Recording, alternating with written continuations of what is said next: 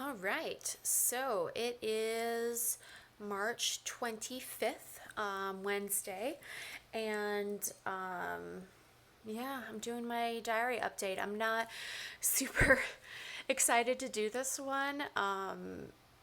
Yesterday, I did a lot with the mask, and today I was a little busier. I didn't get up and move as much.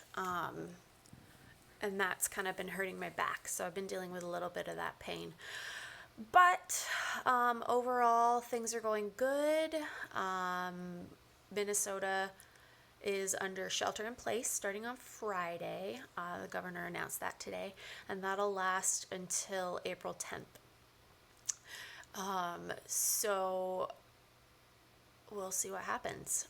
We are plenty stocked up on food and essentials, and we have medication and all that sort of stuff. So there's no reason for us to leave, except that I did volunteer to go get the mail for my coworkers because I live so close to campus, which is what I was making that mask for. So I will still be doing that as long as mail is running. Because students are still sending us documents and we still need to be able to receive those and process them as much as possible. Although I'm sure that everything's going to be really flexible. So yeah, it's kind of a very, very interesting time to be alive. Nothing like this has ever happened in my life before, or in a lot of people's lives, which is exactly why I'm doing this.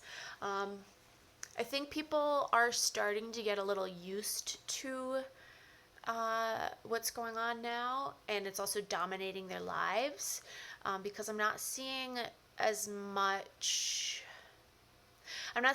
posting online that doesn't have everything to do with like quarantine. Like everything online is about quarantine, about COVID, about coronavirus, and that could also be the friends that I have online because I've been reading that stuff a lot. But I'm starting to get a little overwhelmed. I read a really disturbing story about someone who's otherwise relatively healthy 54-year-old husband got coronavirus, and he's okay now, but it sounded absolutely horrible.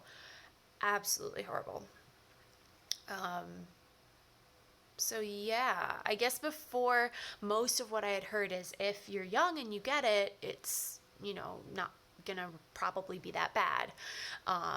And so it felt more like I'm staying home to protect other people. But now, 40% of hospitalizations in the U.S. are people under 50, I think I want to say, maybe 45. That's a lot of people. So those are the people that are getting it so bad they have to go to the hospital. And this guy sounded like he was bad enough that, like, in regular times he would have been in the hospital. Like, it was pretty bad. Because they had to isolate him in his own house. So Matt and I have talked about like where we would each stay if one of us got sick. Our biggest hope would be that we didn't get sick at the same time, because that sounds really, really hard.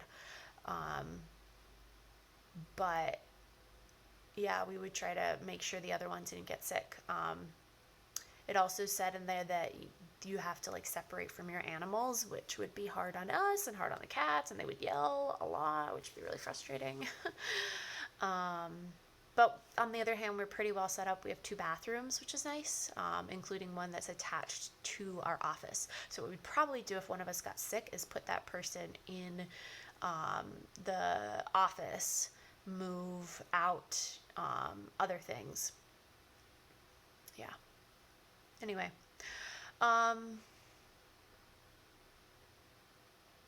think I'm done.